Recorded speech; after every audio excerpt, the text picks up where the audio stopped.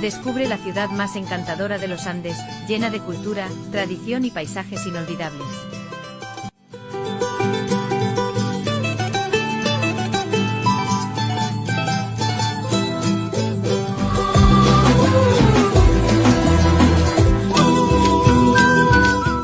Un encuentro único donde lideresas y líderes de Latinoamérica se unen para transformar el mundo, compartiendo ideas, experiencias y visiones.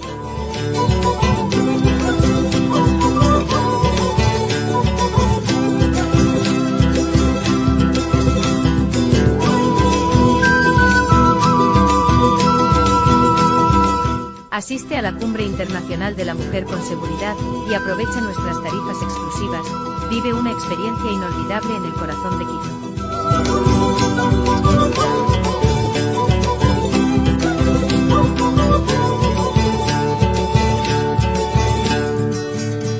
Forma parte de este gran evento. Regístrate ahora y asegura tu lugar.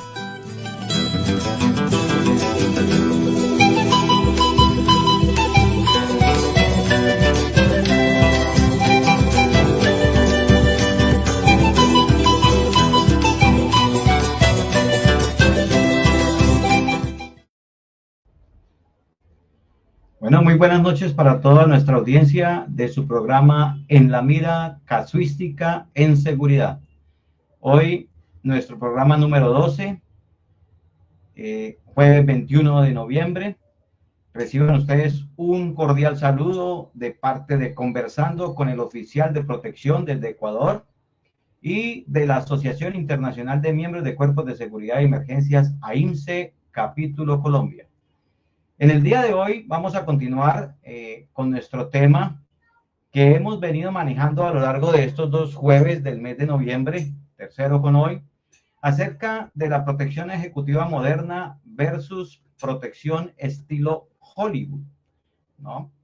Y hemos querido poner en nuestro póster una frase y la voy a traer de una vez acá y dice: la protección cercana es un concepto errado, crea falsa sensación de seguridad y desvía cursos de acción más efectivos para mitigar el riesgo de manera anticipada.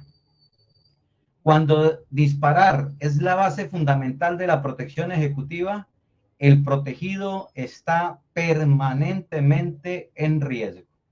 Así que en el día de hoy vamos a continuar mirando unos videos de hechos que han sucedido a estos esquemas protectivos, donde se han presentado algún tipo de falencias o presuntas falencias, porque no estamos aquí señalando ni hablando mal de nadie ni de ningún proceder, sino simplemente vemos que al aterrizar estas imágenes con lo que está establecido en muchos estándares internacionales, como la ISO 18788, algunos manuales de procedimientos de protección ejecutiva americanos, de muchos países en Latinoamérica, pues nos dejan ver de que sí, efectivamente se presentan fallas y que ese tipo de protección cercana de la que tanto hemos venido hablando en estos programas del mes de noviembre no es lo fundamental. Cuando dejamos solamente a nuestro protegido en manos de las armas y de los disparos, no estamos garantizándole la integridad física y la vida tanto al PMI como a la misma persona que está protegiendo a ese PMI. Y de nada sirve una escolta o un protector muerto, porque entonces no se cumpliría con la misión para la cual nos han contratado o nos han encomendado. Es así como es importante tener en consideración algunos términos, algunas definiciones que la protección ejecutiva moderna debe conocer, debe manejar, como es el caso del análisis de vulnerabilidades, entendiéndolo como el proceso de identificar y cuantificar algo que crea susceptibilidad a un puente de riesgo, a una fuente de riesgo, que puede conducir a una consecuencia, y en el peor de los casos, esa consecuencia es la muerte de nuestro protegido. Nos falta, en lo que vemos, hacer análisis de criticidad. No solo es disparar. Hablábamos que la protección ejecutiva es una cadena y como toda cadena está conformada por eslabones. Y uno de esos eslabones es el saber disparar, es el conocer nuestras armas, es el tener algunas técnicas de movimiento y de disparos, pero no es lo más importante o no es lo único que hay que hacer en una protección ejecutiva. Entonces el resto de eslabones también tenemos que conocerlos y hay que conocerlos desde el punto de vista de la normatividad que cada país tiene para la protección o para la prestación de este tipo de servicios. Porque vemos a tarbanes fungiendo como escoltas, cerrando a otros carros, sacándoles la pistola por la ventana al carro que va enseguida simplemente para abrirse paso. Esos son atarbanes, esos son los famosos guardaespaldas que ya no existen, pero que todavía quedan. Entonces hay que tener mucho cuidado con este tipo de situaciones. Hay que entender cuál es el punto crítico de control, hay que entender cuál es la identificación de ese riesgo, si sabemos para dónde vamos, ya hicimos una avanzada, hicimos un reconocimiento al sitio donde vamos, o vamos simplemente a llegar a ver con qué nos vamos a estrellar o qué nos está esperando. Entonces, hay circunstancias que es importante conocer y decíamos también que la ISO 18788, que es la única que nos habla de sistema de gestión de operaciones de seguridad privada, ya no nos habla de puesticos, ya no nos habla de contraticos, ya no nos habla de que yo soy escolta, yo soy conductor escolta, que es otro término que hemos criticado acá bastante, sino que hablamos ahora es de operaciones de seguridad. Y cuando hablamos de una operación de seguridad, nos implica hacer un análisis de riesgos, nos implica hacer unas matrices DOFA, nos implica hacer una cantidad de procedimientos antes, durante y después de que se ha hecho el acompañamiento o la protección a esta persona que nos ha requerido. Entonces es importante eso. También tenemos que tener en cuenta ese profesionalismo de las personas que trabajan en los esquemas de seguridad, ¿no? Que tengan esa comunicación asertiva con el cliente, con el PMI, que no exista ese choque o rivalidad, que no se monte el PMI a un carro y a mitad de camino le dice, vamos para tal parte, y entonces ¿dónde quedó el análisis de rutas? Cuando ya se dieron cuenta están metidos entre un taco o un trancón, y ahí vienen los riesgos o empiezan a elevarse los riesgos. ¿Por qué? Porque no hay una comunicación asertiva entre esa persona que contrató los servicios de la protección y el equipo de protección. Entonces es fundamental conocerlo y por eso decíamos que cuando se contratan ese tipo de servicios, el primero instruido debe ser ese PMI, sentarlo en la oficina de la empresa de seguridad y decirle, mire, el servicio consta de esto, esto, esto y esto, y nosotros trabajamos así, así, así. He tenido, y se los manifestaba, he tenido la oportunidad de tener estos equipos y lidiar con personas que les gusta jugar con los equipos de protección, a salir sin que se den cuenta, a esconderse, a hacerlos retirar a unas distancias que realmente no conllevan a una buena protección. De todo vamos a encontrar, como encontramos también, y se los comunicaba anteriormente, personas que por buscar un estatus social van a una empresa de seguridad y contratan un servicio de escolta por horas, por 4, 6, 5 horas, mientras asisten a una reunión simplemente para que la gente los vea llegar escoltados y digan que es importante, sin prever que después de que su servicio contratado se le termine, la delincuencia ya lo ha tenido como objetivo y ya no va a tener un respaldo de un equipo de protección y va a ser un blanco fácil simplemente por andar jugando al importante. Entonces, para no estar más preámbulos, tenemos en el día de hoy dos invitados, como siempre, en nuestro programa, para que nos ayuden a analizar los videos que vamos a presentar. Vamos a presentar en el día de hoy un invitado que viene desde Guatemala. Es el señor Carlos Rodolfo Muñoz Piloña. Carlos Rodolfo es licenciado en Informática y Administración de Negocios. Es capitán primero de Infantería del Ejército de Guatemala en uso de retiro. Gerente general de la empresa Unidad de Seguridad y Servicios Integrales S.A., representante en Guatemala ante la Federación Centroamericana de Seguridad Privada, representante de Guatemala ante la Federación Panamericana de Seguridad Privada, presidente de la Cámara de Seguridad de Guatemala, fue jefe de seguridad de la empresa Petén Petroleum S.A., presidente de la Junta Directiva de la Gremial de Compañías de Seguridad Privada de Guatemala y otra cantidad de oficios, títulos, estudios que tiene en su currículo y que pues consideramos que apenas estos son los que necesitamos traer en el día de hoy. Así que, Carlos Rodolfo, muy buenas noches, bienvenido. Muchas gracias, Henry. Buenas noches. Buenas noches a todos los televidentes que ven este prestigioso programa.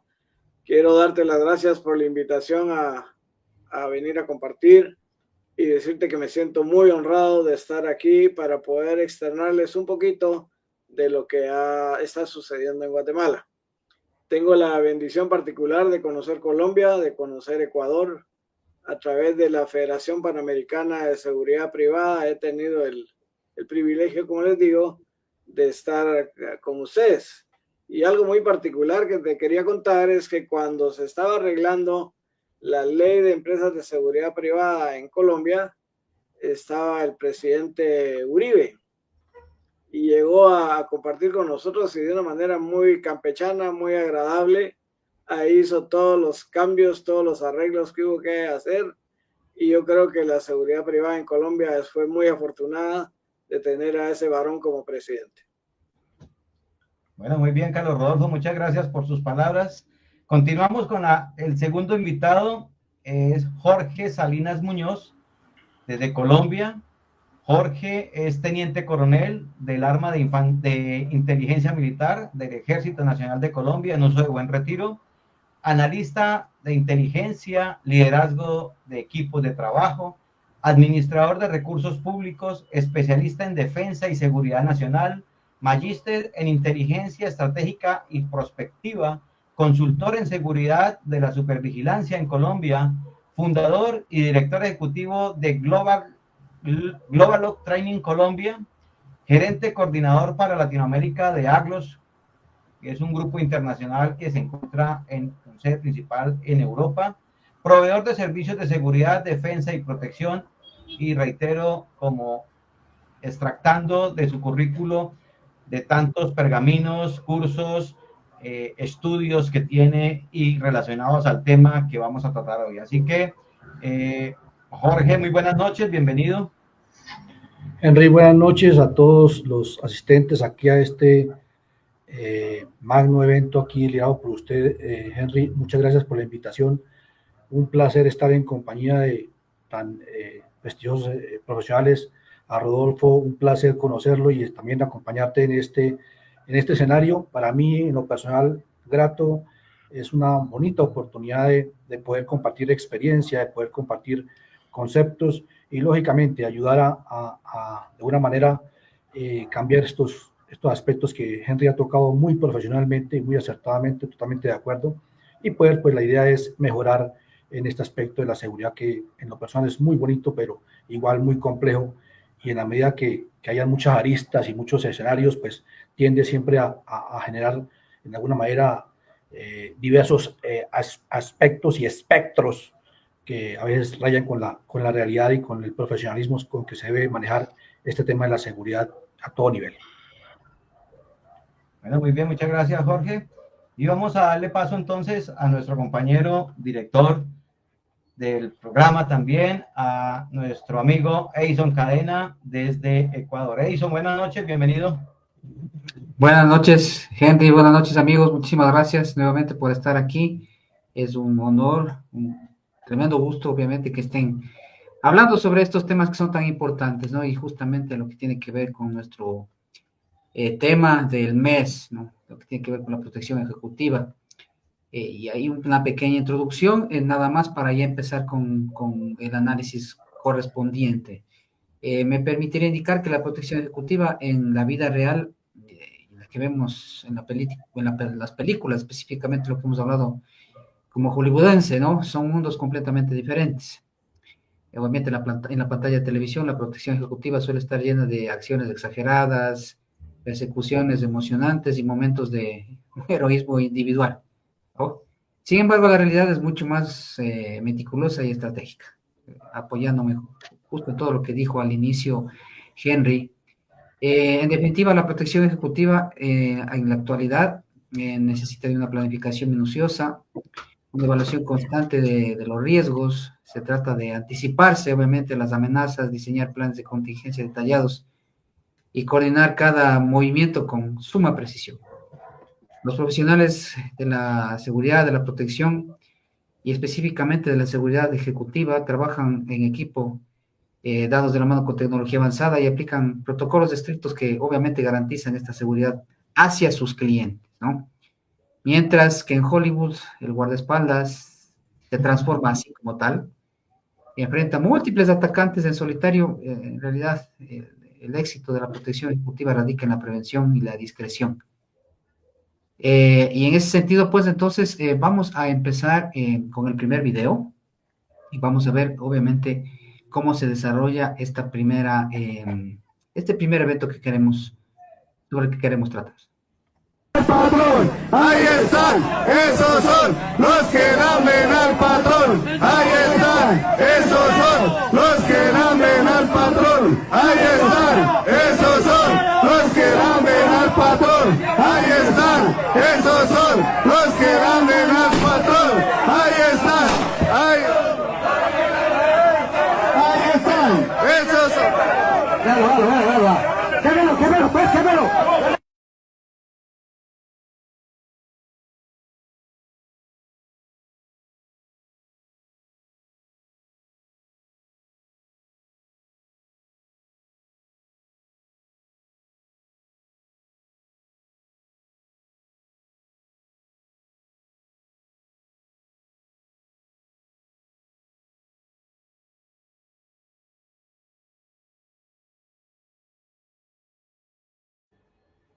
Bueno, ahí lo vimos.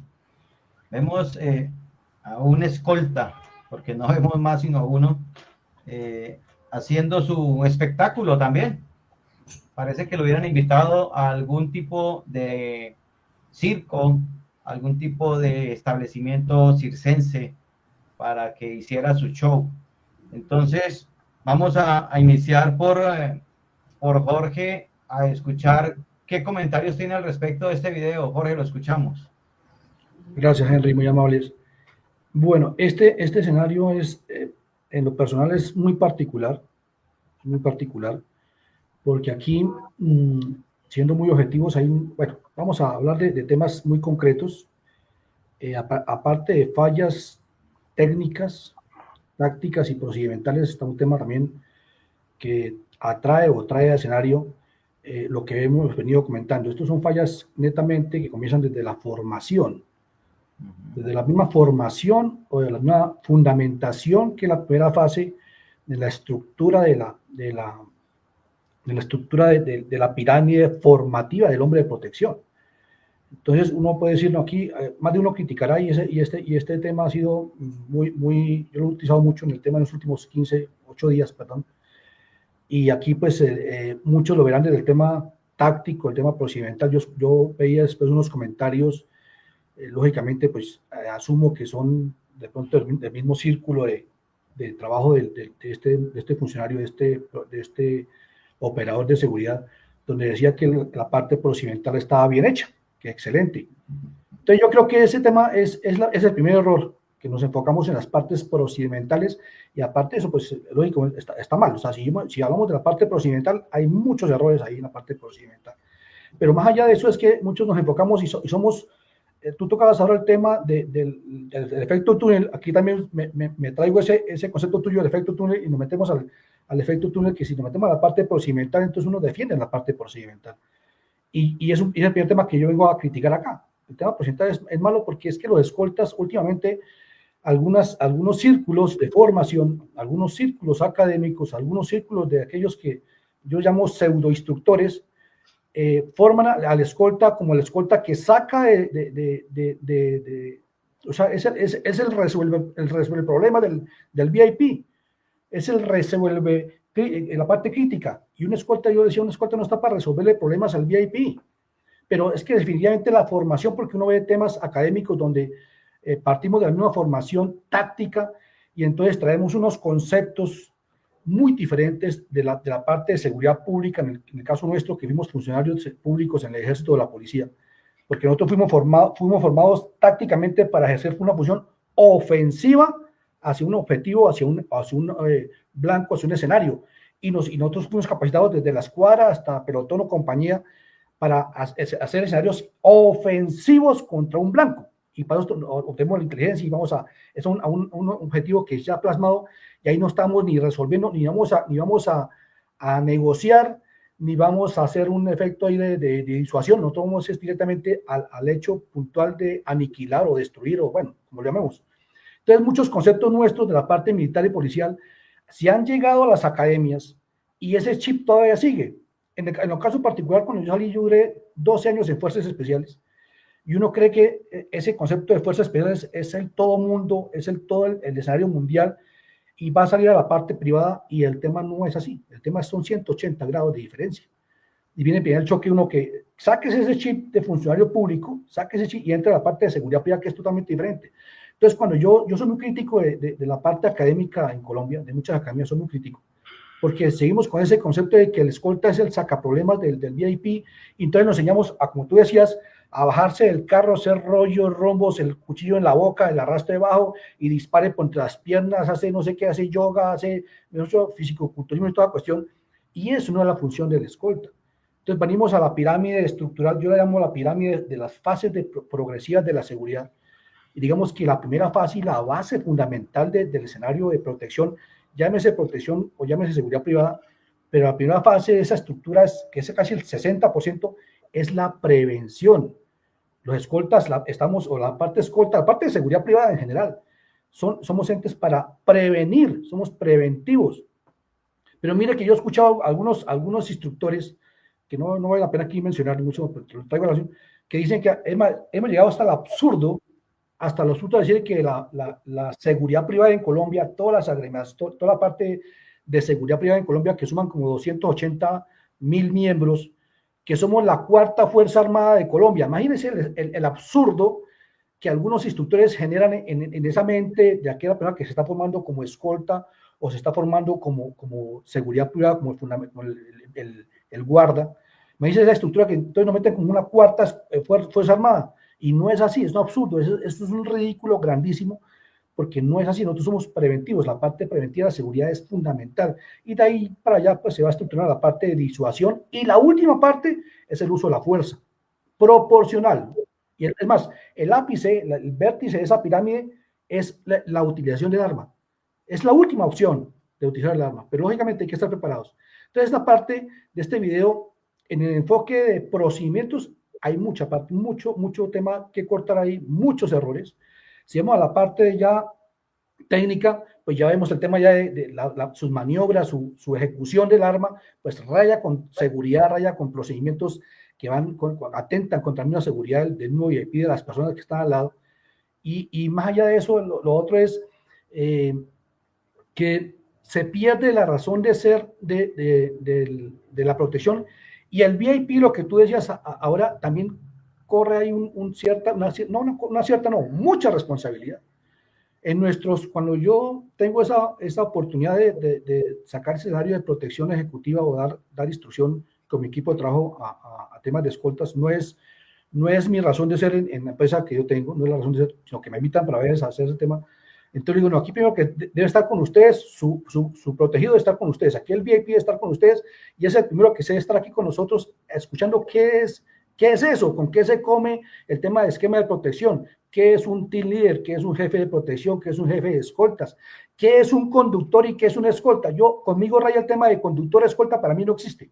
Ese tema de conductor escolta, eso es una falacia que se ha inventado porque, lógicamente, como ese tema es comercial y este tema es mercantil, entonces las empresas por vender el servicio, porque aquí todo se vuelve plata, entonces me dicen, no, coronel, pero es que eso es lo que pagan. Y decía, mano, yo sé que es lo que pagan, pero no vendan ese tema de conductor escolta porque ese tema no existe. Tácticamente, funcionalmente, no es posible. Y por eso es que presentan en temas como en Bogotá, el asesinato de este ejecutivo, ¿se acuerdan? En la 93, un conductor haciendo funciones de conductor y entró al hangar del edificio y entra el individuo, el sicario entra por el frente del garaje, tiene el tiempo suficiente para asesinarlo o salir corriendo antes de que cierre la puerta. Entonces, todo ese tema, y hay un conductor escolta. Entonces, cuando a mí me llega alguien a pedirme protección, le digo, bueno, nosotros en seguridad, los que somos asesores y consultores de seguridad, somos como aquellos médicos que a usted le va a dar una explicación de lo que usted está sufriendo.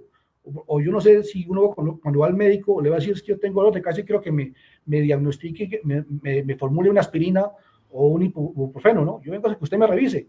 Pero uno llega aquí, mucha gente llega a los escoltas y le dicen, en el caso mío me ha pasado, coronel, es que necesito 2 escoltas, un motorizado, con armas. Digo, pues si usted conoce eso, pues contrátelos. Pero si usted viene aquí a que yo le diagnostique un tema de seguridad, déjeme primero que todo, analizar sus vulnerabilidades, su concepto de riesgos, y ahí yo le pongo a dar una recomendación.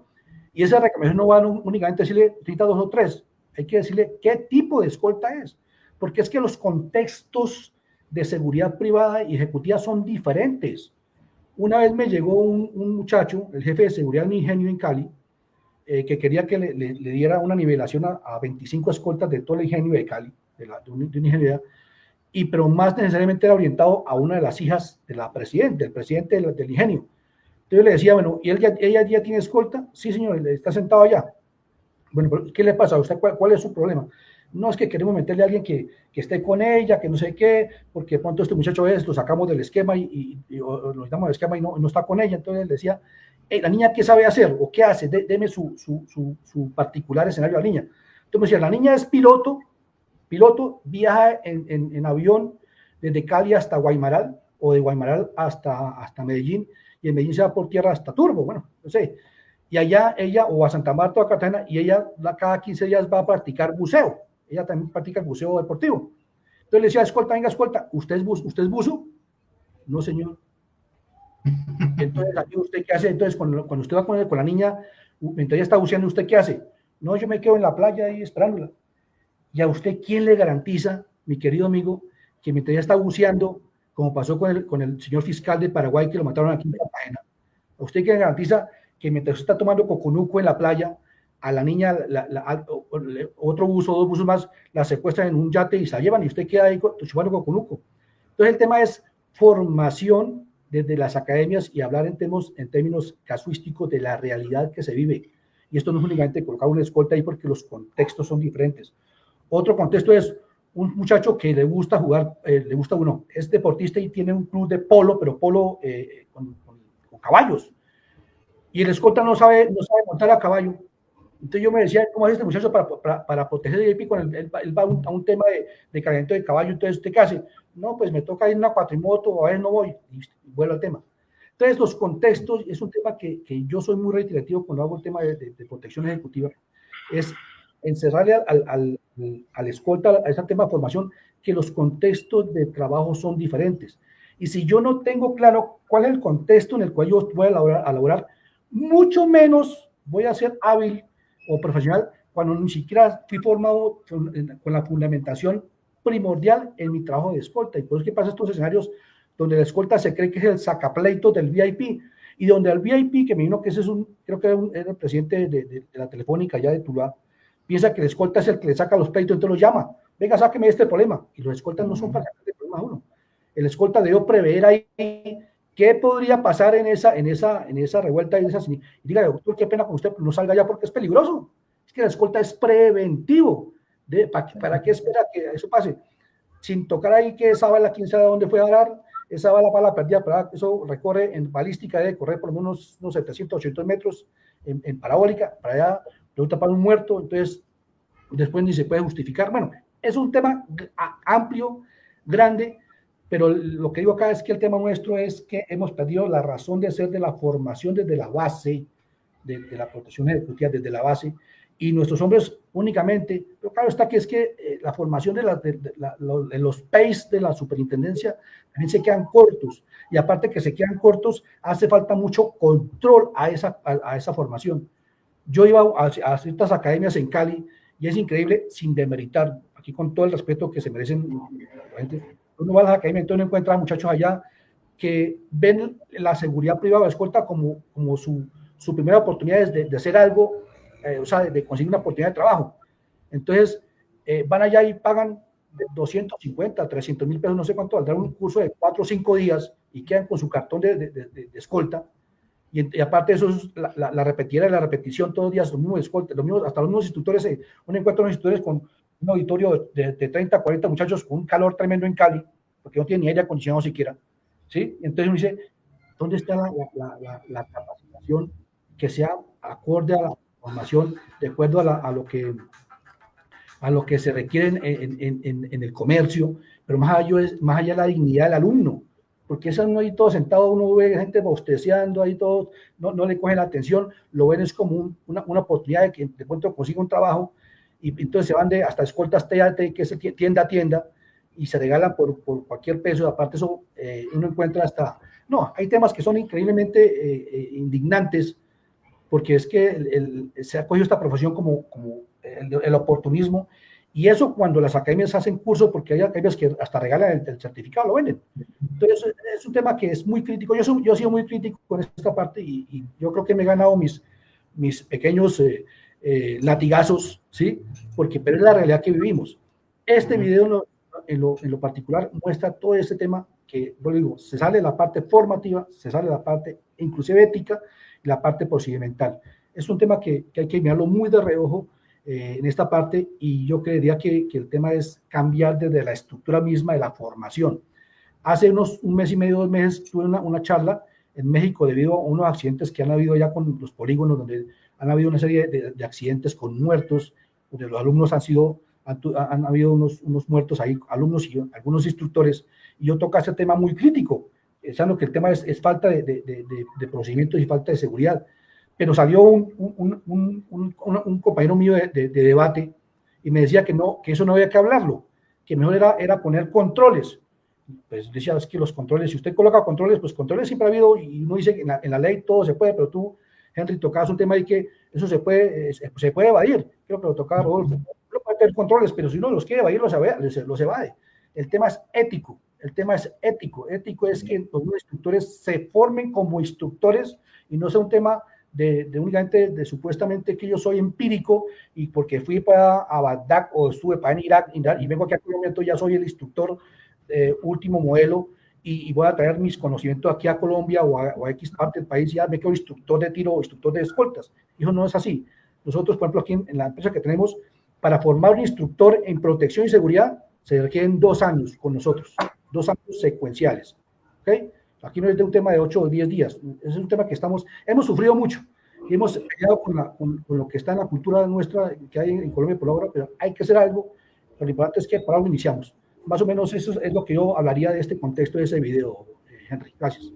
Bueno, muchas gracias, Jorge. Vamos a escuchar entonces a Rodolfo desde las imágenes que vimos y también desde lo que nos acaba de decir Jorge, del tema de esta capacitación y este entrenamiento, del tema de estas personas pseudoinstructores, como él bien lo llama, esas personas que trabajan en esas empresas militares de seguridad, los capacitan para ciertas actividades en ciertos países donde realmente las democracias o son estados fallidos, donde realmente no existe un compromiso o una ley que los maneje, los encauce, y llegan nuevamente a su país de origen y ya con eso se creen instructores y empiezan a dar capacitaciones a diestra y siniestra, y uno los identifica porque primero no se quitan la pashmina del cuello, segundo no se bajan el fusil del pecho cuando los escoltas, por ejemplo, a nivel Colombia es muy escaso al que le autoricen un fusil,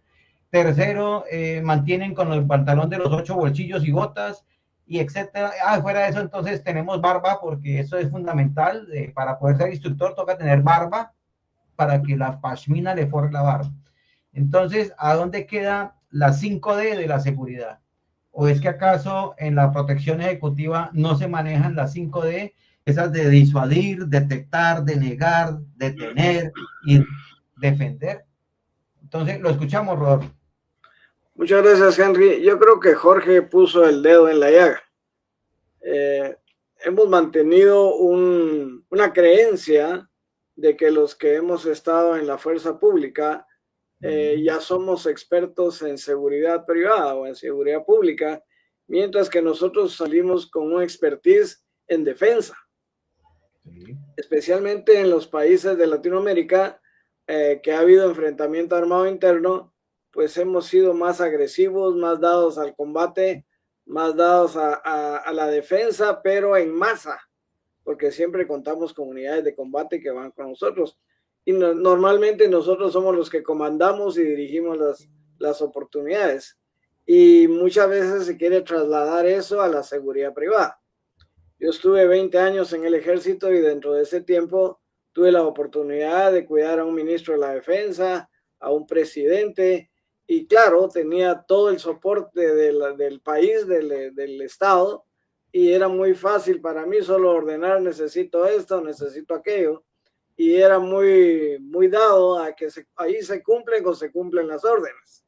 Entonces era mucho más fácil, mucho más manejable, porque tenías todo a tu favor y el respaldo de la autoridad misma del Estado, ¿verdad? Cuando yo decía vengo de orden del presidente, todo el mundo tenía que obedecer y hacer lo que yo ordenara.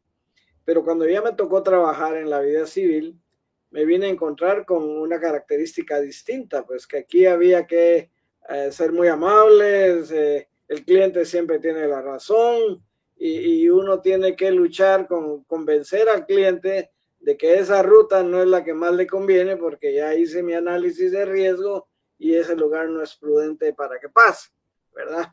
Digamos, en una oportunidad el presidente, veníamos en una de las avenidas principales y me dice, comandante, quiero caminar por la Sexta Avenida y quiero que solo se bajen los que van de particular, no quiero que vaya nadie uniformado. Y claro, políticamente era un buen show porque la gente se topaba con él y ay, ahí ve el presidente, mira que... Pero esas 5 o 10 cuadras que caminamos a pie, yo envejecí como 10 años de pensar que le podían pegar un puñón con un arma o le podían dar un balazo y pasaron cosas de lo más jocosas. Pero yo envejecí del estrés que estaba manejando en caminar a la par del presidente y viéndole las manos a todo el mundo para que no fueran a sacar una navaja o no fueran a sacar algo muy fuerte, ¿no? Ya en la vida civil tuve que aprender, tuve que estudiar, tuve que leer, meterme a averiguar qué era eso de la seguridad privada, ¿verdad? Ya cuando fundé mi empresa, pues ya era otro concepto. Ya hice un mixing de lo que decían los manuales civiles con la formación disciplinaria que traía el ejército. Eso me facilitó mucho y llegamos a tener una empresa muy grande en un tiempo. Y ahí comencé a ver el menosprecio, y eso es una característica que he visto en toda Latinoamérica, para el elemento al profesional de seguridad privada. No sirve para la universidad, no sirve, aunque sea ponerlo ahí de guardaespaldas, mandarlo ahí de guarura, a que vaya a ganarse un poco de plata. Y yo creo que eso no es lo que merece una persona que está exponiendo su vida, que está dispuesto a dar su vida por salvar a un ejecutivo. Acabo de ver un video de la escuela de las 3 armas y me encantó porque es muy claro. Dice así: el deber, los valores y los principios son lo único que diferencia a la civilización de la barbarie. Y salvar la vida que se ha confiado a la profesionalidad de uno mismo es quizás la máxima expresión de que quien salva una vida está salvando a toda la humanidad.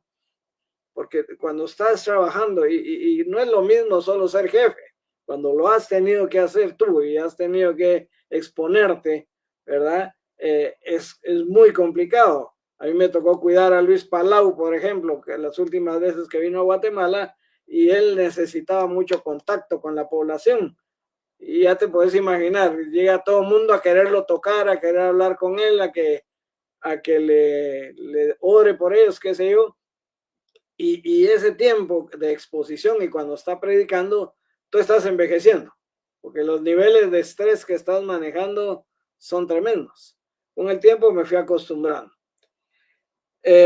Algo que completó mucho el pensamiento ese que vi en la escuela de las 3 armas y que me encantó, dice: dedicado a todos los hombres y mujeres que están dispuestos a poner su vida como escudo para la salvaguarda de otros, y especialmente el recuerdo de todos los profesionales de la protección, privados o institucionales, que entregaron su vida para dejar un ejemplo y una senda a seguir. Eso me emocionó mucho, porque dije, vaya, aquí hay alguien que conoce, alguien que sabe, que está entendiendo el nivel de adrenalina que tú quemas cuando estás en una función de seguridad ejecutiva. Otro detalle que me llamó la atención es que el ejecutivo a quien vamos a cuidar, al principal a quien vamos a cuidar, muchas veces tiene que tomar una decisión: o contrata a una empresa o forma su propio grupo. Y cuando forma su propio grupo, ¿quién le aconseja? Sus amigos. Mira vos que este equipo es bueno, que yo conocí a aquel fulano de tal pueblo donde son muy valientes y que aquí que allá, pero que realmente no tienen una preparación para trabajar como seguridad ejecutiva. Por el otro lado, puede contratar a una empresa para que le haga las funciones de seguridad ejecutiva. Y me he puesto a pensar lo que eso significaría, porque entonces, si hay un momento, nos dicen el 90% es de estar previendo y de estar planificando y todo, y un 10% es de riesgo real, donde hay balazos, donde tenés que ver cómo sacas de la zona de muerte al ejecutivo. Pero tenés que pensar también en los costos que eso lleva. Aquí en mi país, si tú hieres a un delincuente, te vas preso. Aquí Hollywood no pegaría. Todos los de Hollywood, todos los artistas estarían presos, ¿verdad? Porque aquí, a veces, aún en los accidentes automovilísticos, me recuerdo hace muchos años, pasó algo jocoso, porque mi hijo mayor tuvo un accidente con una señora embarazada que no llevaba ni licencia ni nada, y mi hijo resultó con una pequeña herida, pero estaba muy, muy escandalosa la sangre. Y cuando llega la policía, se lo querían llevar preso porque había un herido, y el herido era él. Le digo, mejor llévenselo a un hospital, hospitalícenlo, porque si no se va preso, ¿verdad? Siendo él la víctima, ¿no? Ahora imagínense ustedes un James Bond o un Schwarzenegger que venga aquí a acabar con medio mundo, va a parar preso a la primera de cambios. Entonces, ¿cuánto se ahorraría el empresario si contrata a una empresa versus tener un grupo propio de seguridad privada? Y que ustedes saben que el único don de administración que es impredecible es el ser humano, porque las mismas personas bajo las mismas condiciones reaccionan de una manera totalmente distinta. Lo que yo pude apreciar en el video que nos presentaron es que ahí no había habido pláticas, no había habido ninguna coordinación entre el elemento de seguridad ejecutiva y el ejecutivo. Es más, él todavía venía a provocar, a crear más problemas con las personas, y estaba muy lejos el profesional de seguridad que permitió que lo cercaran las personas que lo querían agredir, y para sacarlo le costó mucho más, fue más complicado. Entonces yo creo que algo que tenemos que tener es mucha comunicación, porque dentro de la planificación que uno tiene que tener, tiene que irse a los detalles. Fíjense ustedes que nosotros teníamos el cuidado de llevar una hielera en el baúl del carro para que fueran las bebidas que el ejecutivo utilizaba. ¿Por qué razón? Por la sencilla razón de que no se tuviera que parar en un restaurante, en una tienda o en un supermercado a comprar algo que quisiera tomar. Hasta ese nivel de detalle creo que tiene uno que llegar, ver cómo evita exponer al ejecutivo a un riesgo innecesario. Si yo sé que en un lugar hay problemas, pues yo voy a agarrar por otro lado, pues voy a tomar una ruta alterna para tratar de que no sea lastimado. Y en este caso, sí vemos con mucha preocupación que sí se expone demasiado el ejecutivo. Ese es mi particular punto de vista. Muchas gracias, Rodolfo. Sí, efectivamente, Y hay muchas cosas más que apuntarle, pero pues nos daría aquí buena parte de la noche hablando de ese solo video y tenemos otro. Pero sí me llama mucho la atención y pues lo había dicho al inicio, que es fundamental que el personal que trabaja en los esquemas de protección o en esta protección ejecutiva conozcan la normatividad. Claro. Porque así como la conocen, así mismo se van a comportar. Es que no podemos estar pensando que estamos en el oeste y entonces el primer recurso y único es la pistola y la sacamos de una vez sonando y vamos a ver qué va a pasar. Eso inclusive en el caso de Colombia, como decía Jorge, el disparar al aire es sancionado penalmente de acuerdo al Código Penal en Colombia. Entonces, o lo que decíamos en los programas anteriores, algún tipo de ejercicios como el Mozambique, que le enseñan tanto a estos que van por allá, 2 tiros al pecho y 1 a la cabeza. Imagínate. Generalmente eso se convierte en un problema penal. Claro. Y fácilmente lo pueden convertir en una sevicia, en un exceso de uso legítimo de la fuerza, etcétera, etcétera, etcétera. Y en lugar de proteger, resultó yéndose a pasar una temporada en un calabozo o en una cárcel. Entonces, eso son cosas fundamentales que prácticamente, como bien decía Jorge, no se enseñan, o cuando se enseñan son muy flojas en su capacitación, ¿no? Muy superficial. Sí, exacto. Y yo creo que lo otro que hay que reforzar mucho en la parte de formación, bueno, es un tema que, como digo, ¿no? Yo pues digo, soy muy autocrítico y aparte para mí, vivo de las experiencias de los demás porque pues lo importante es vivir de las experiencias ajenas y no la experiencia propia, eso es lógico. Pero siempre yo creo que la parte de formación también debe ser muy reforzada con la parte psicológica. Sí. del operador de seguridad.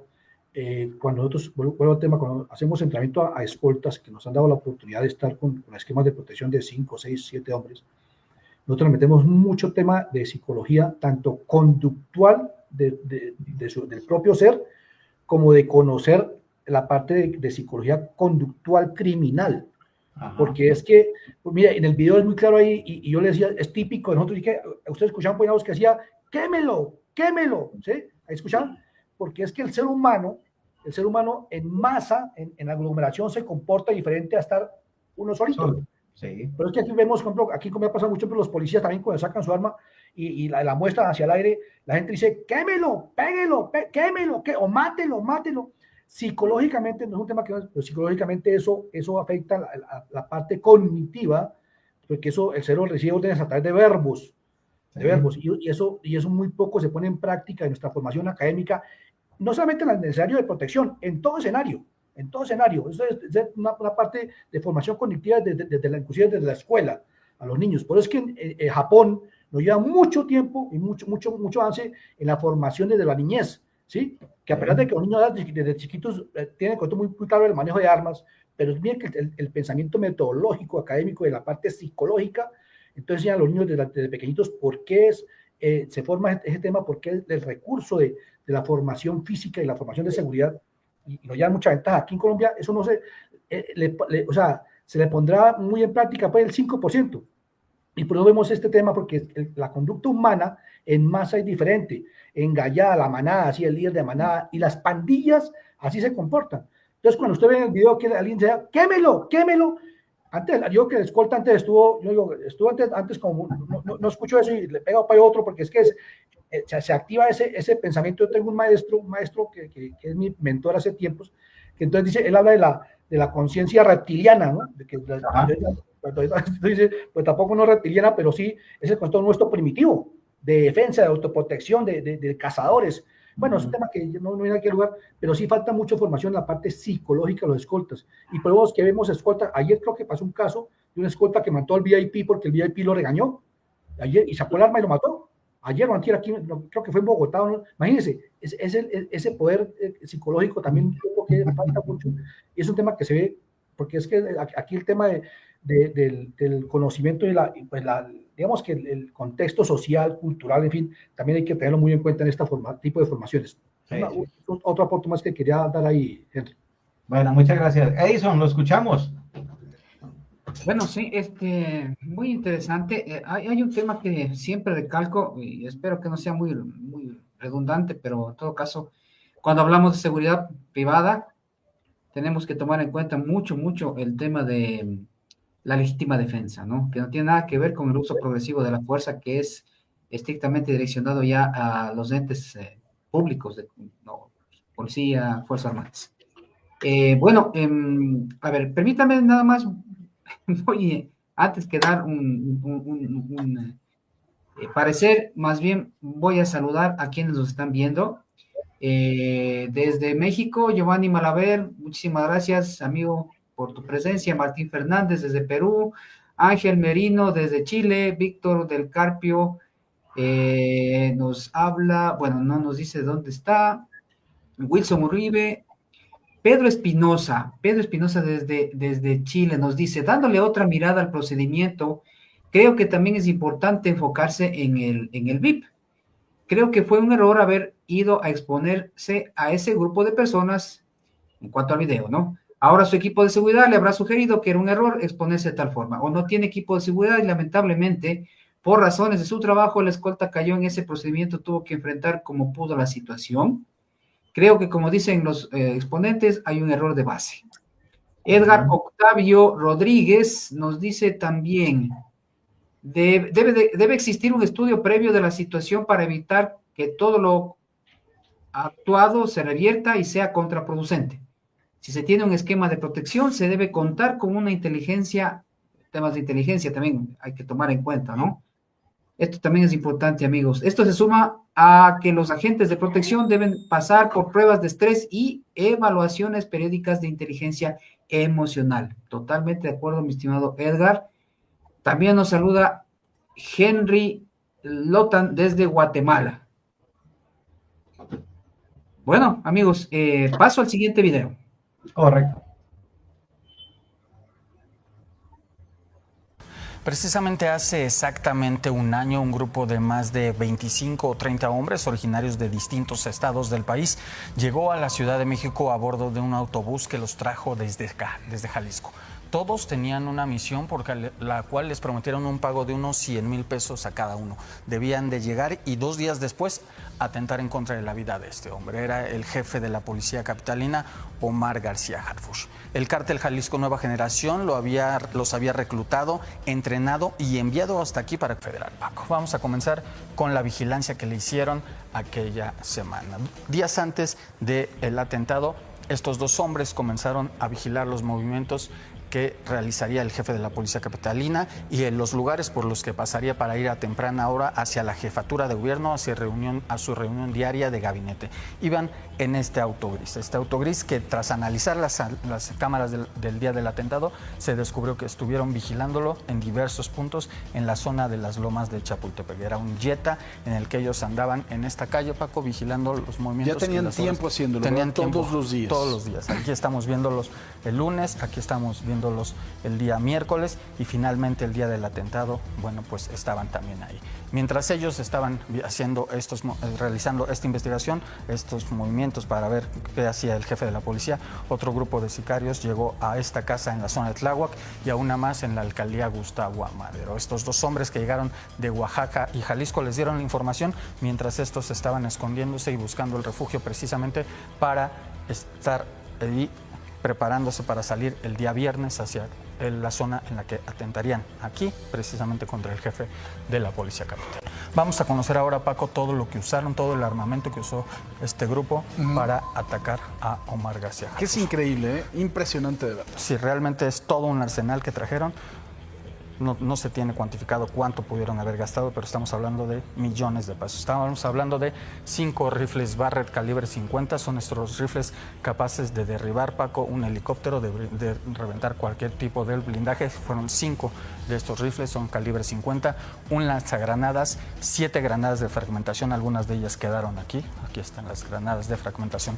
Estamos hablando de 35 armas largas, 8 pistolas, 39 chalecos blindados, 96 cargadores, 2,800 cartuchos que no se usaron, 51 bombas molotov, Paco, que quedaron ahí sin usarse. Lo que pensaban las autoridades después es que querían incendiar la camioneta de Omar si no podía salir él de su camioneta, incendiarla para que él pudiera quedar bombas molotov. También tenían, Paco, un inhibidor de señales que está aquí. Este aparato lo estaban usando ellos, lo querían usar ellos para que en el momento del ataque Omar y su equipo no pudieran pedir auxilio. Todo esto fue recuperado el día del atentado por policías capitalinos en calles cercanas al lugar de la agresión. Con todo ese armamento y conociendo el horario y la ruta del mando policíaco, la madrugada del 26 de julio, los sicarios salieron de aquella bodega en la alcaldía Gustavo Amadero. Salieron en una camioneta, que es en esta camioneta en la que ellos salen de la bodega de la alcaldía Gustavo Amadero, para dirigirse hacia la zona del ataque. Lo que vamos a ver a continuación son imágenes precisamente del traslado de la camioneta. Esa es la camioneta ya saliendo de la zona norte de la ciudad, ahí la estamos viendo. Una camioneta además de todo camuflada, como si fuera de una constructora, sí, ¿no? de grupo Carso. Sí, después se supo que no tenía absolutamente nada que ver. Ahí están los hombres en esa parte de arriba y ahí dentro de esa camioneta llevan todo el armamento del que estamos hablando, los rifles Barrett, las armas largas, también las pistolas y algunas granadas, Paco. Esa es la bodega de la zona norte de la ciudad. Ahora vamos a ver más imágenes. Mientras ellos se acercaban, este es el paso de Omar García Harfuch, esa camioneta negra, en esa iba el secretario de Seguridad por la zona en la que lo iban a emboscar.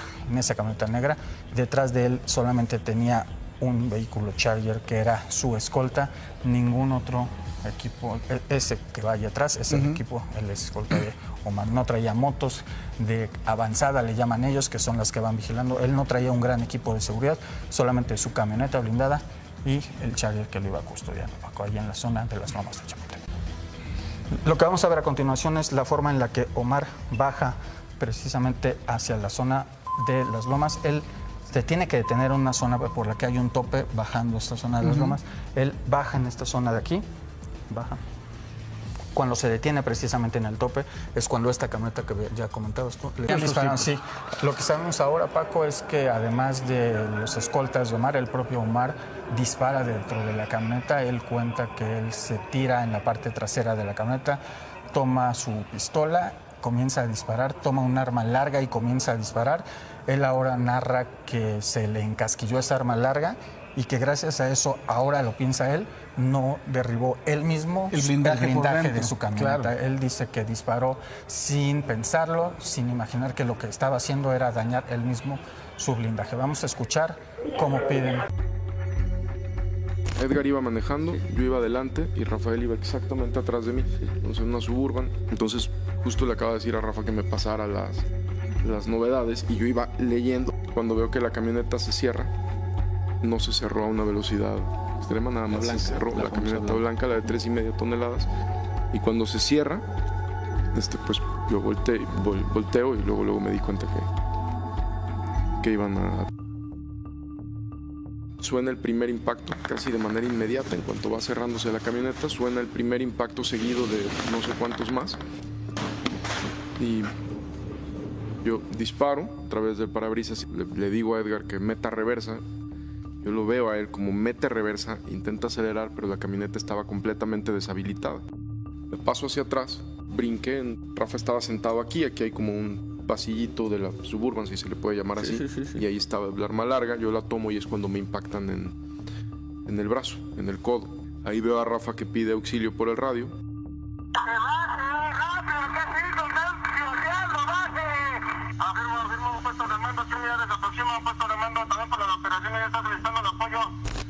Se queja un poco y tiene una muerte casi inmediata, ¿no? Inmediata, recibió muchísimos impactos. Recibió 15 impactos. Ahí yo me vuelvo a recibir, pues vuelvo a sentir otro impacto en la rodilla. No paraban los impactos, la camioneta se escuchaba como estaba siendo todo el tiempo impactada. Y cuando se escuchan las sirenas, disminuye. Y pues hasta que ya no se oye nada, ningún disparo, solo está. Bueno, nuestro segundo video un poco extenso, pero muy bien detallado. Nos deja ver temas que nos preocupan en el sentido de que el mismo PMI o el protegido se convierte en el líder del equipo de protección, ¿no? Como él mismo dice, advierte que fue un error disparar dentro del vehículo blindado, es decir, de adentro hacia afuera. Se han presentado situaciones donde al disparar desde adentro del vehículo han generado la muerte de los otros escoltas, inclusive del protegido al interior del vehículo, por el mismo blindaje del carro. Y sin embargo, pues en la reacción, de pronto se pierde como esa noción y es lo primero que hace en su reacción, pero es una reacción equívoca, como él lo manifiesta posteriormente a eso. Y bien decíamos al principio, y nos asentamos, nos ratificamos en que la protección ejecutiva no es solamente disparar. Como bien escucharon ustedes, el delincuente tuvo tiempo suficiente para hacer análisis de rutas, dónde lo iban a bloquear, etcétera, etcétera, etcétera. No hubo una contravigilancia que hubiese podido detener ese ataque, ¿no? Haber tomado, como habían dicho anteriormente Rodolfo y Jorge, haber tomado otra ruta. Cuando se hace ese tipo de análisis, ya se convierte en rutina siempre la misma calle y le facilita a uno al delincuente que en cualquiera de esos puntos de esa rutina, pues uno caiga en manos de ellos. La ubicación del PMI dentro del vehículo, como lo pudieron ver, va delante del carro, al lado del conductor. Es una posición que no es para nada recomendable, y etcétera, etcétera, etcétera. Pero para eso lo trajimos a ustedes. Entonces vamos a iniciar con Rodolfo, con este video. Rodolfo, lo escuchamos.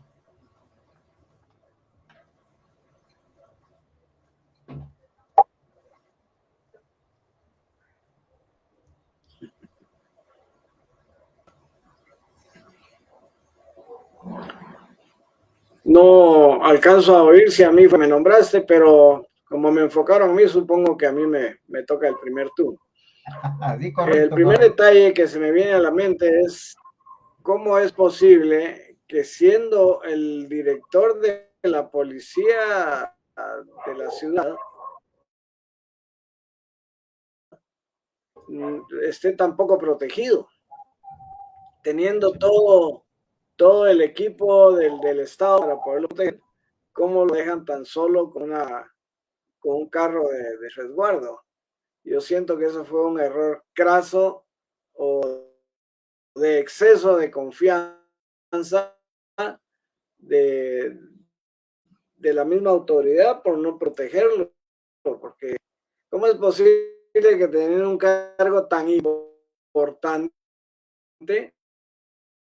le hayan tomado la seguridad de manera tan sencilla, ¿no?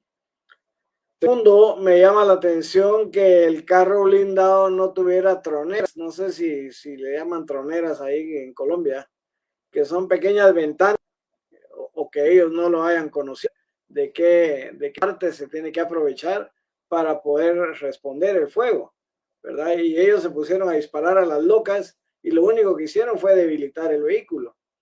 O sea, la capacidad de blindaje que tenía se tuvo que bajar porque ya no, los impactos, no solo la cantidad de impactos de afuera y la cantidad de impactos de adentro, pues era natural que se debilitaran el Kevlar, ¿verdad? O el material con que estaba puesto eso.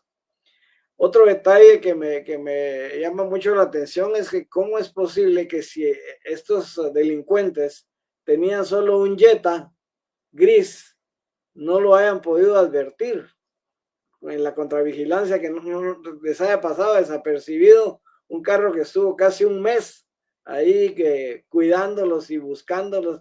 Era demasiada casualidad encontrarse con él a cada rato. Por mucho tráfico que hay en México, uno se comienza a fijar, especialmente los Jetas son carros muy rápidos y uno pues le llama la atención. Ahí podrían haber visto esas cosas.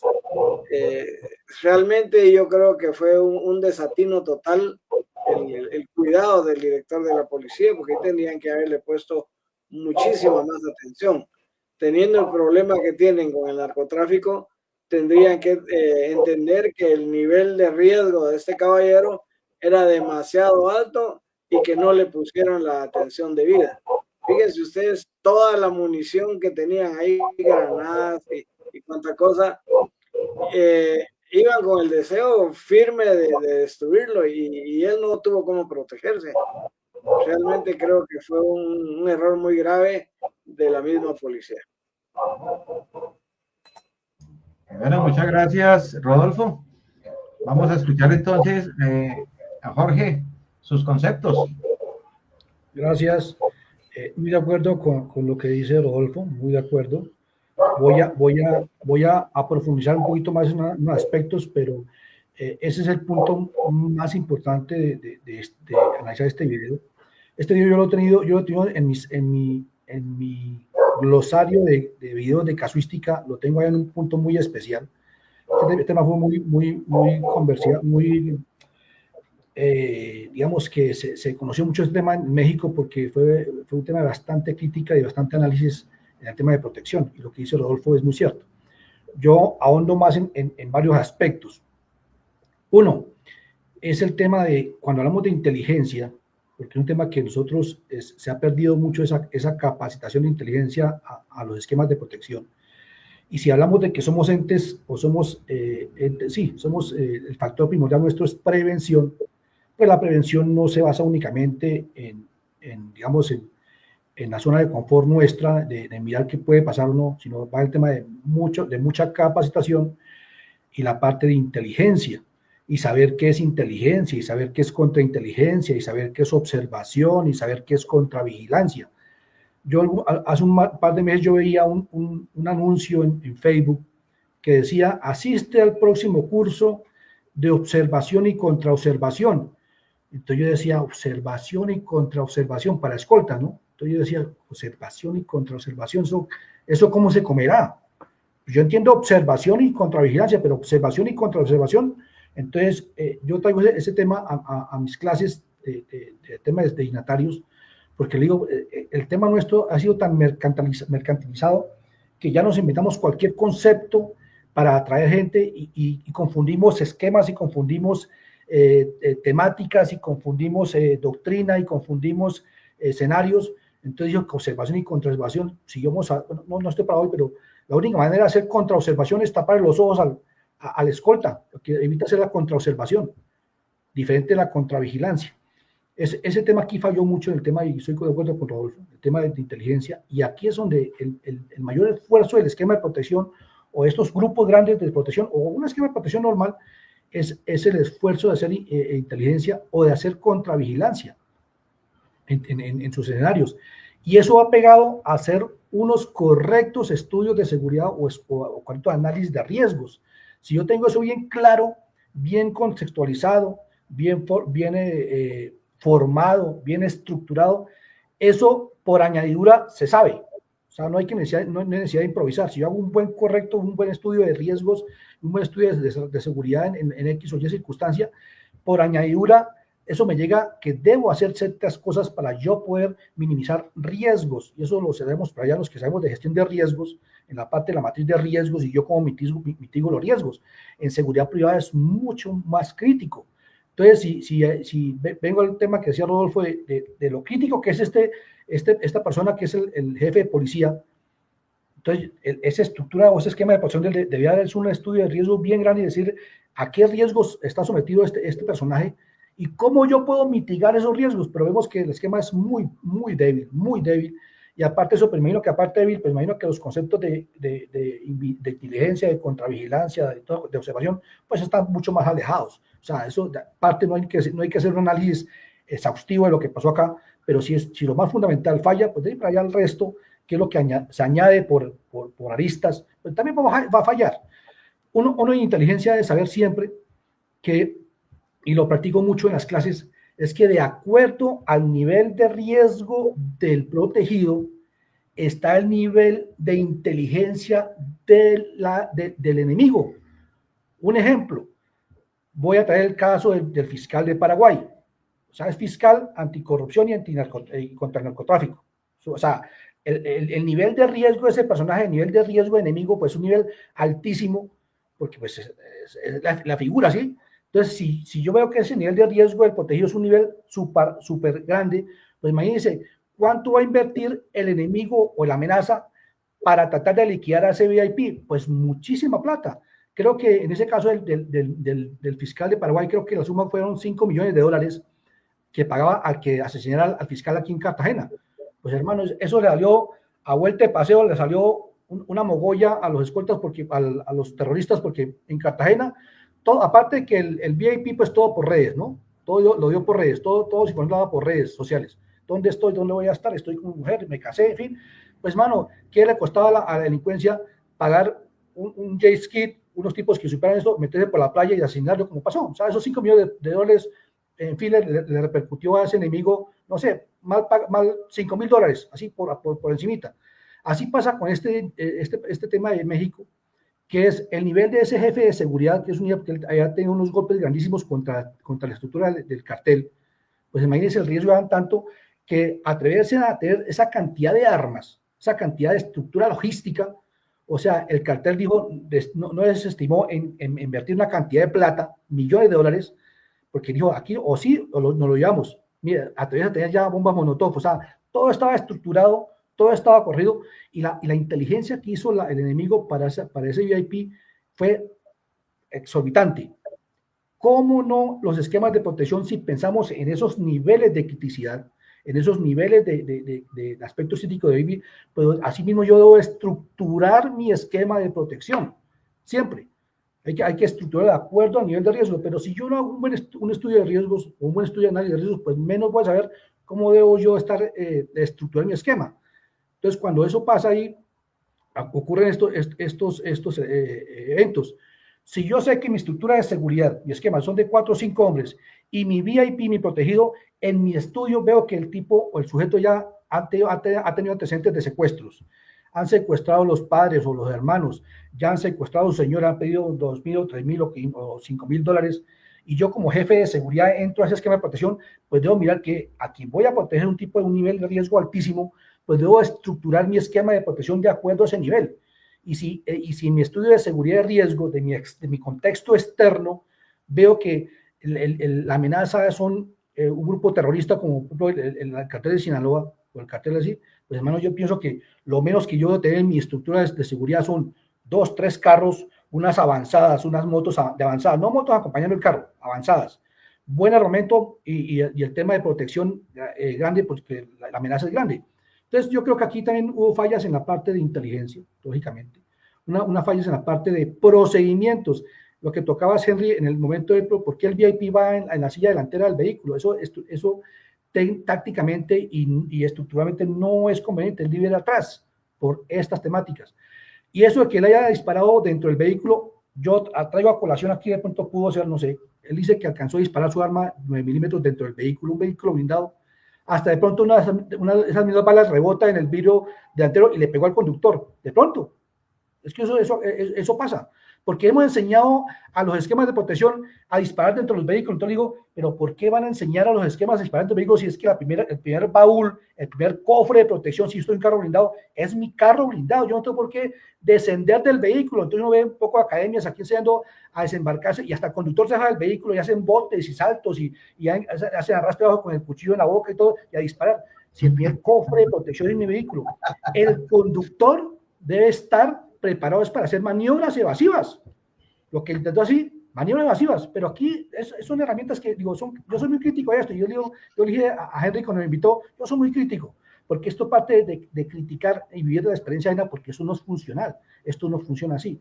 Entonces, imagínense el jefe de policía disparando por dentro del vehículo con su arma, pues dice que disparó su arma pequeña, su arma corta, pues que quita que esa arma rebote dentro del vehículo, pues mata a otro escolta, y de pronto una bala le pegó al mismo conductor, que el conductor murió.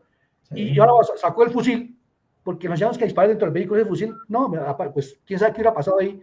Y hay muchos ejemplos. Yo tengo muchos ejemplos de un esquema de protección también en Cauca, el de Ingenio Manolita, donde unas escoltas por eso, no fue por reacción, porque llevan las famosas pistolas debajo de la pierna, ¿sí? Que es el sitio, el carro frenó, se cayó la pistola al piso, se disparó.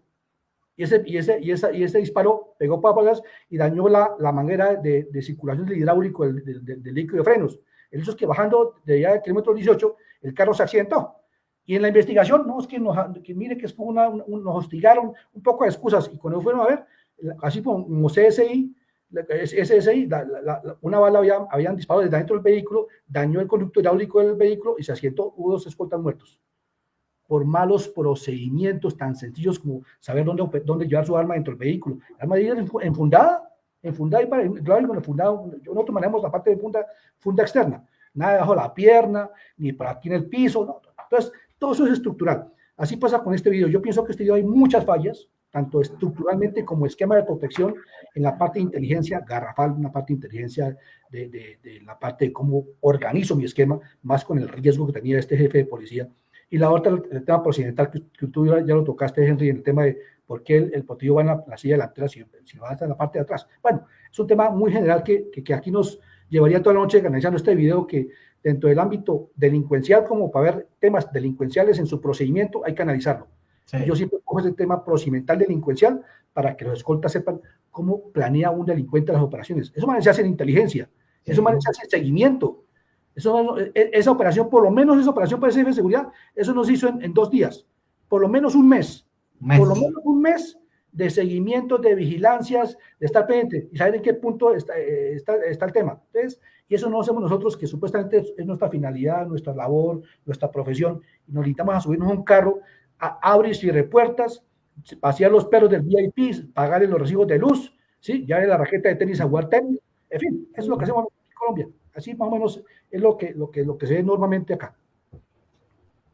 Bien, mire, les tengo un cuadro que encontré de estos personajes de los que hemos venido hablando, donde enfrentan lo que realmente se debe hacer, que es la protección ejecutiva, y nos justifican la famosa protección cercana para poder vender el que la protección solo es disparar. Y me voy a permitir hacer ese paralelo para que ustedes se den cuenta. Dice que la protección ejecutiva, empezando porque cuando hablamos de protección ejecutiva es una sola, pero aquí nos la quieren dividir o nos la quieren presentar en 2 para poder justificar esa disparadera que es en lo que fundamentalmente se basan. Entonces nos dice que la protección ejecutiva tiene un alcance estratégico y amplio, incluye planificación y gestión de riesgos, mientras que la protección cercana es inmediata y táctica, enfocado solamente a la seguridad física. Mire este tipo de situaciones que les ofrecen y nos quieren vender.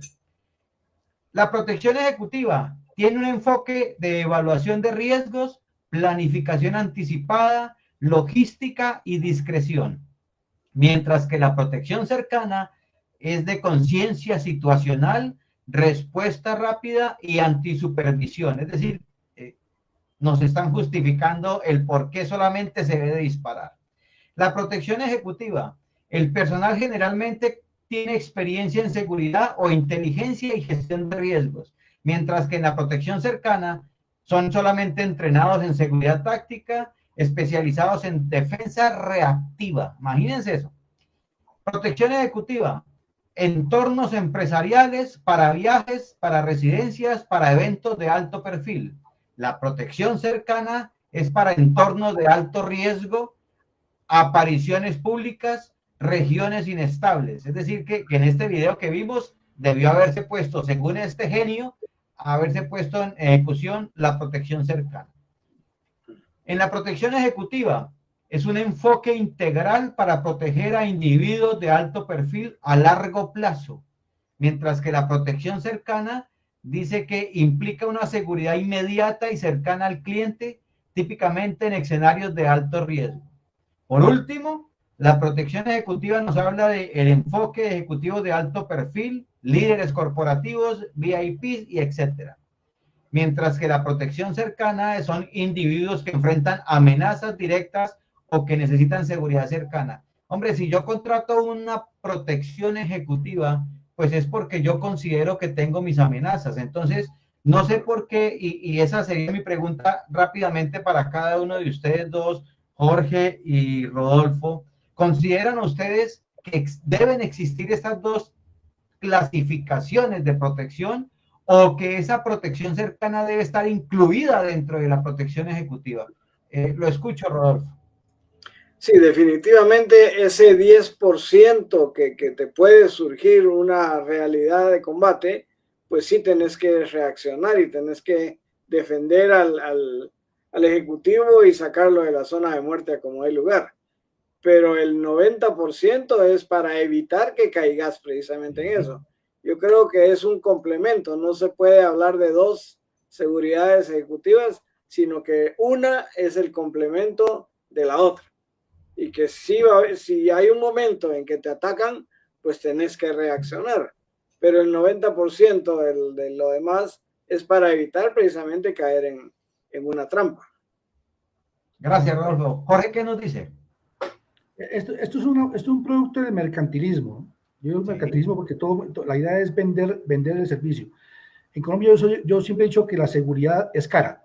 La seguridad es cara. O sea, el que piensa que es que la seguridad es barata, no, la seguridad es cara. La seguridad privada es cara. El que quiera tener una escolta debe pagar por una escolta, pero una escolta bien preparado y profesional. Pero cuando esto se vuelve mercantilismo, aquí como hemos visto, contrate una escolta por horas, como lo que decía Henry, ¿sí? Entonces hay gente que dice, voy a ir a la ciclovía, entonces voy a contratar una escolta por 3 horas.